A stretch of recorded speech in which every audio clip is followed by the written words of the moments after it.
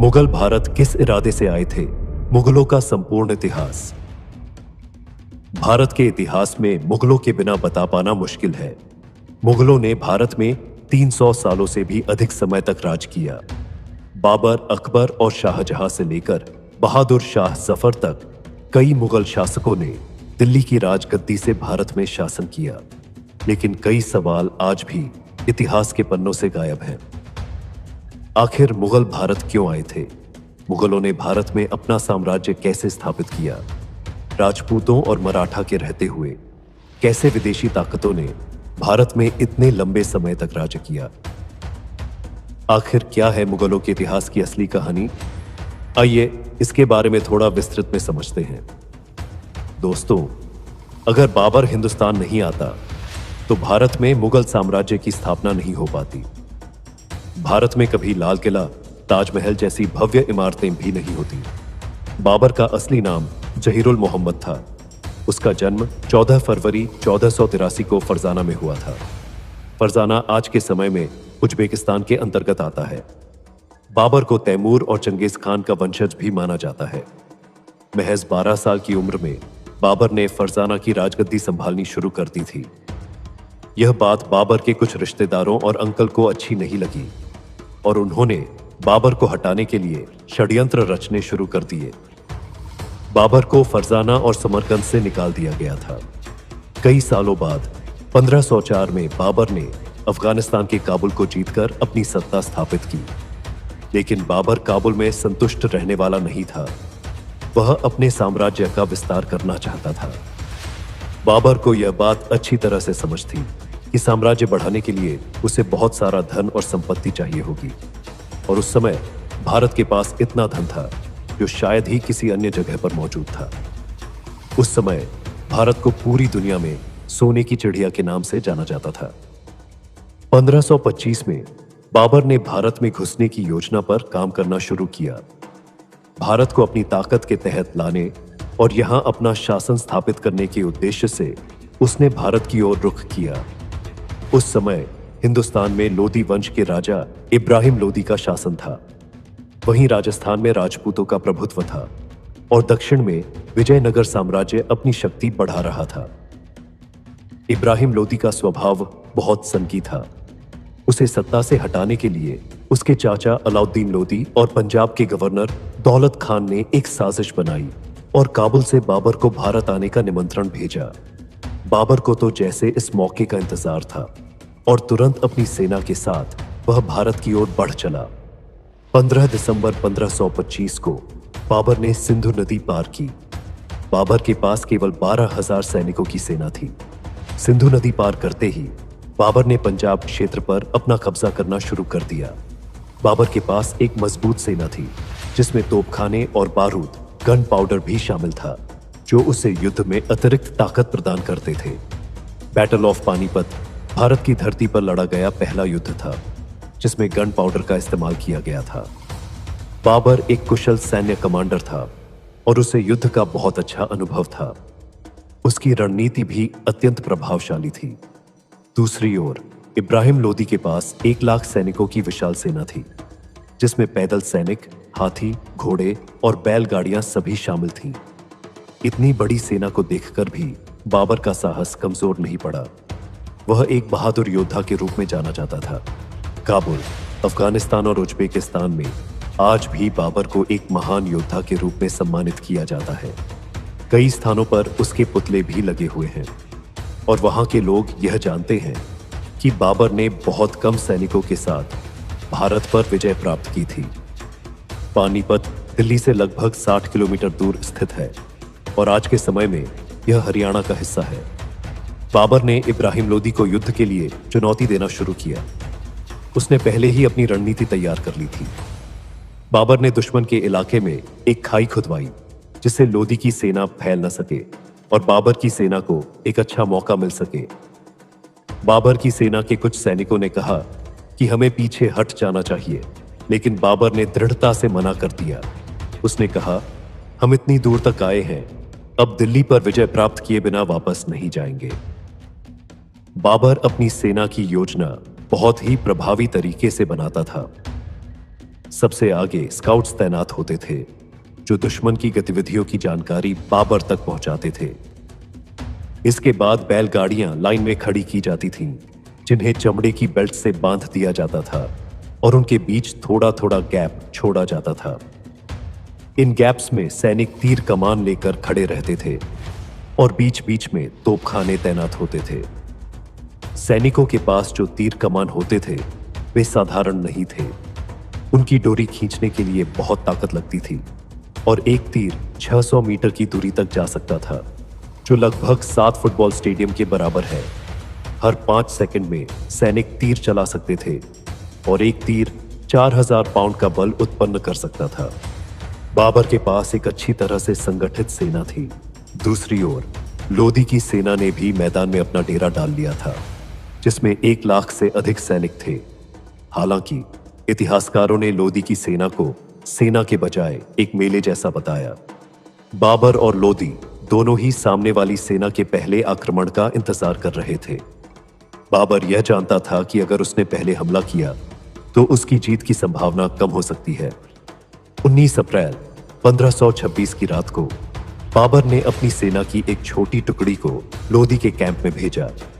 जैसे ही बाबर के सैनिक लोदी के कैंप के पास पहुंचे, लोदी की सेना ने उन पर हमला कर दिया। बाबर के सैनिक वापस लौट आए और कुछ सैनिकों की जान भी चली गई। इस घटना से लोदी खुश हो गया और उसने सोचा कि बाबर की सेना को हराना बहुत आसान होगा। लेकिन असल में बाबर ने तो अपने दुश्मन को फंसाने के लिए यह चाल चली थी, जैसे मछली पकड़ने के लिए दाना डाला जाता है। 21 अप्रैल 1526 की सुबह लोदी की सेना ने बाबर की सेना पर हमला कर दिया। बाबर की सेना ने पहले से बनाए गए ट्रेंचों में लोदी की सेना को फंसा दिया।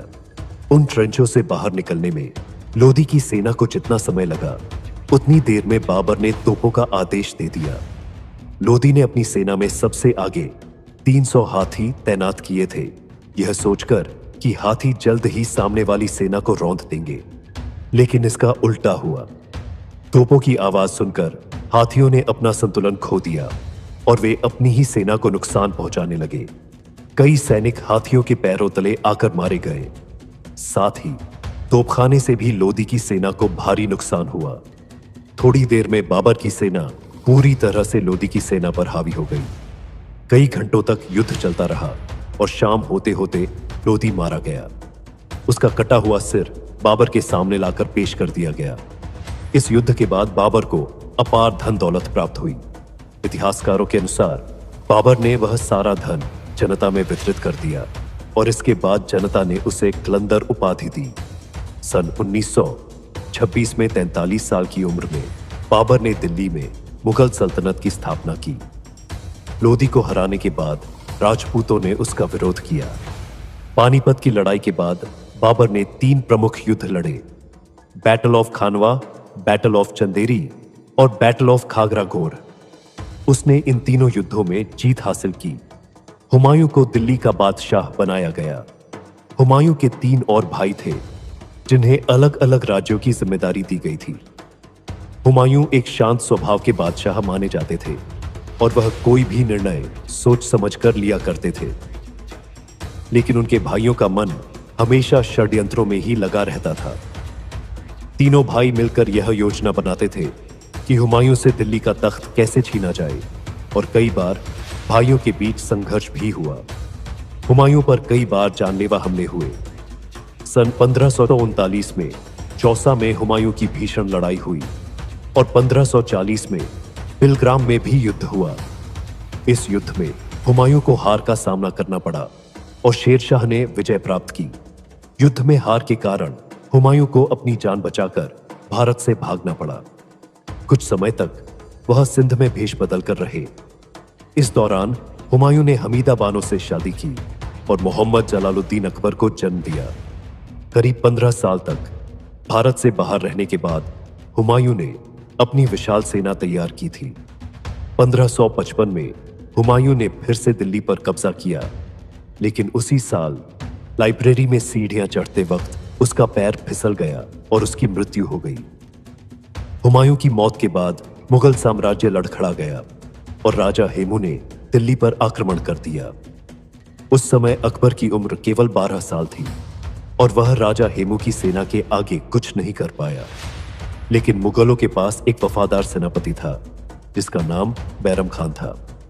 बैरम खान ने एक सेना तैयार की, अकबर को युद्ध कौशल सिखाया और 1556 में पानीपत की दूसरी लड़ाई में राजा हेमू को हराया। 13 साल की उम्र में अकबर दिल्ली के तख्त पर बैठा।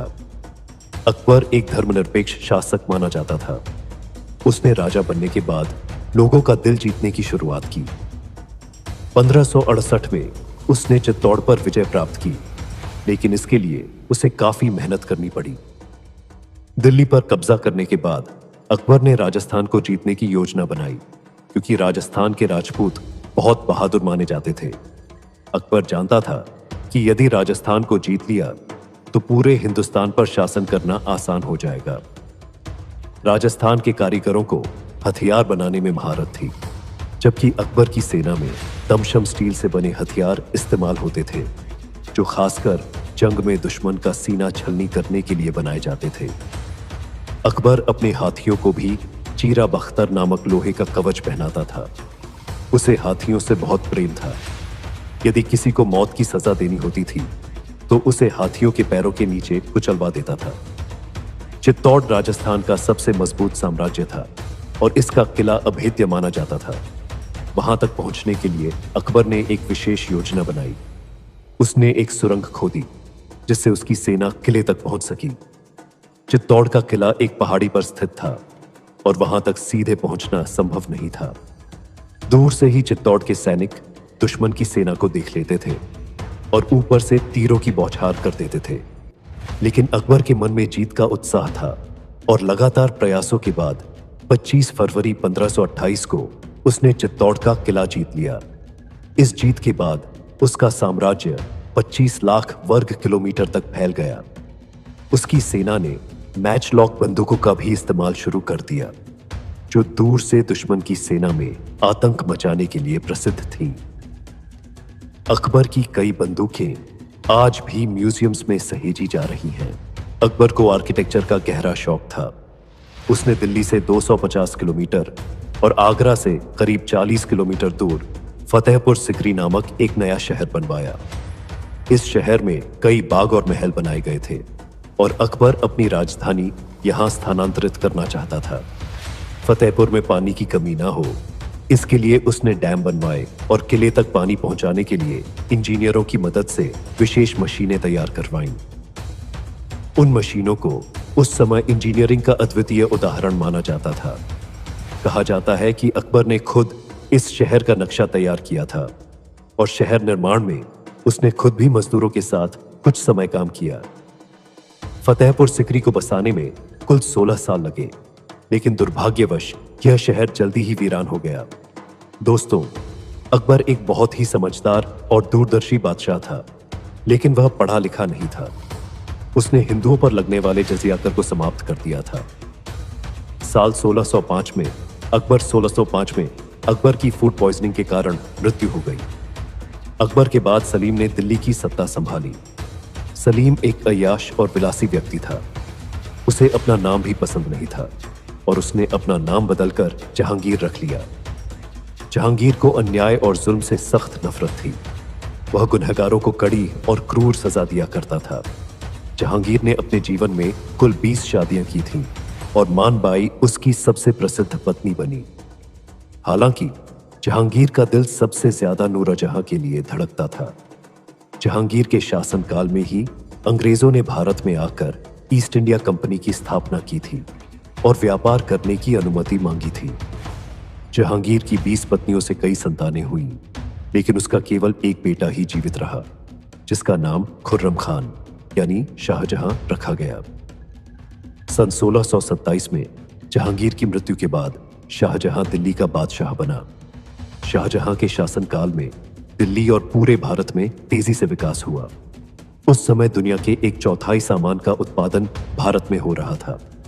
दिल्ली आर्थिक दृष्टि से मजबूत होता गया। कला और वास्तुकला को भी उस समय बहुत बढ़ावा मिला।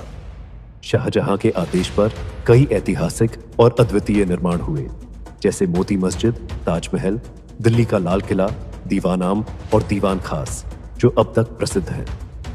शाहजहां ने अपने लिए एक अद्वितीय मयूर सिंहासन भी बनवाया था, जिसमें कई बहुमूल्य हीरे जड़े गए थे। लेकिन 1639 में ईरान के शासक नादिर शाह ने युद्ध में शाहजहां को हराकर मयूर सिंहासन को अपने साथ ले लिया।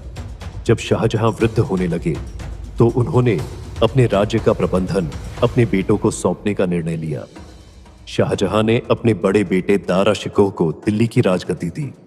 दारा शिकोह धार्मिक सहिष्णुता का आदर करते थे और एक लोकप्रिय शासक थे। लेकिन दारा शिकोह के राजा बनने के बाद शाहजहां के तीसरे बेटे औरंगजेब को यह सहन नहीं हुआ। औरंगजेब ने 1668 में अपने भाई के खिलाफ युद्ध शुरू किया और दिल्ली का बादशाह बन गया। बादशाह बनते ही उसने अपने पिता को आगरा किले में बंद करवा दिया और अपने भाई को मौत के घाट उतार दिया।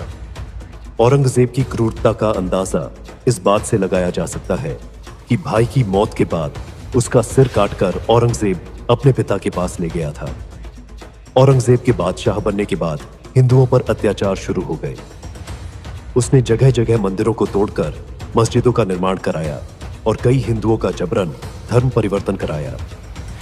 उसके शासनकाल में हर जगह हत्या और हिंसा का माहौल था। यह स्थिति मराठों, मारवाड़ा राजपूतों और कई अन्य हिंदू राजाओं को बिल्कुल पसंद नहीं आई और उन्होंने औरंगजेब के खिलाफ युद्ध शुरू कर दिया। औरंगजेब युद्ध में घायल हुआ और करीब 3 महीने तक बिस्तर पर पड़ा रहा। 1707 में उसने बिस्तर पर ही दम तोड़ दिया। औरंगजेब की मौत के बाद मुगल साम्राज्य धीरे धीरे पतन की ओर बढ़ने लगा। इसके बाद दिल्ली में कई मुगल बादशाह आए, लेकिन उनमें से कोई भी पहले के मुगलों जैसा सक्षम नहीं था। 1707 से 1712 तक बहादुर शाह प्रथम ने शासन किया। उसके बाद जहांगीर शाह, फारूक सियार, मोहम्मद शाह रंगीला, आलमगीर शाहजादा तृतीय और अकबर द्वितीय जैसे कई शासक आए, लेकिन इनमें से किसी ने भी लंबे समय तक शासन नहीं किया और बहुत कम समय में दिल्ली के बादशाह बदलते रहे। दूसरी ओर अंग्रेज लगातार अपनी शक्ति बढ़ा रहे थे और कई राज्यों में मुगलों का शासन खत्म हो चुका था। मुगलों के अंतिम शासक बहादुर शाह जफर द्वितीय थे, जिनकी मृत्यु सन 1822 में म्यांमार में हुई थी। हालांकि बहादुर शाह जफर की मृत्यु से पहले ही मुगल साम्राज्य का अस्तित्व समाप्त हो चुका था। सन 1857 में मुगल साम्राज्य का दिल्ली में अंतिम पतन हुआ। तो दोस्तों, यह थी भारत में मुगलों के इतिहास की असली कहानी।